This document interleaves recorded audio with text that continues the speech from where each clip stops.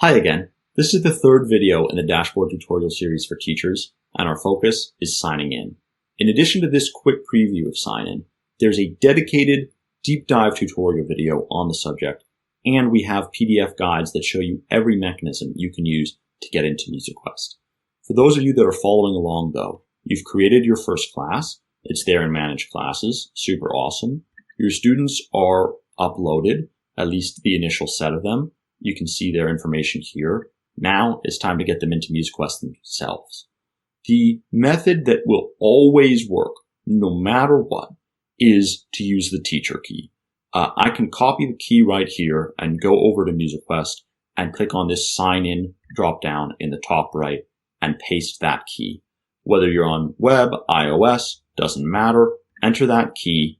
It will take you to the student login page, which you can see here. You see your school name is locked in, and the input fields for the student are the username and the password.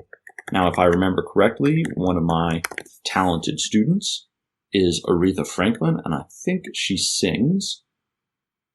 And you can see that now Aretha is into MusiQuest, right? Her name is up here. She can start to access the program, create music, and she's in. If she needs to, she can log out. That'll take her back to the student login page. Again, a little bit slower this time.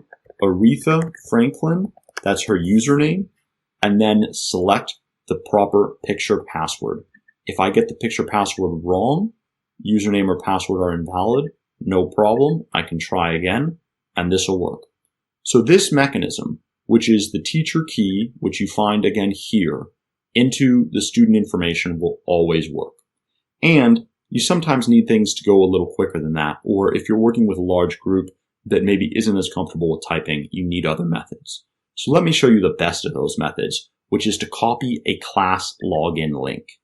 If I click this button, you'll see that the link has been copied to my clipboard, and I can provide this to my students, and if they enter it, instead of needing to enter their own information by typing, you're going to see that after a brief load here, the super awesome class is going to load up, and we're going to see all of the different students that are in the class. Now, if I'm not Aretha Franklin, that's very clear, but we're using her as an example. If I click on Aretha, it'll say successful login for Aretha Franklin, and I can see if I clicked on the wrong student, if I was confused, oh, that's not me, no problem. We'll go back to the same page. It'll reload all the student names, and I can click on the right name. But if I am Aretha Franklin, I can say, let's make music, and I'm logged in all the way. So, two methods here quickly in this Getting Started series. You've got the teacher key, which you can find here, and then the individual student information, which you can always see on a student profile in the Edit Student section. Username, etc., password, these can be changed. There's a video for that. But you've got your teacher key, and then you've got your class login link. And this is the link that's going to take you to see all the students in a single class where you can have 18 of them. Enter this link and then quickly click into their name and enter the program without ever having to type any information. You can see from these, I hope, how much thought we've put into login.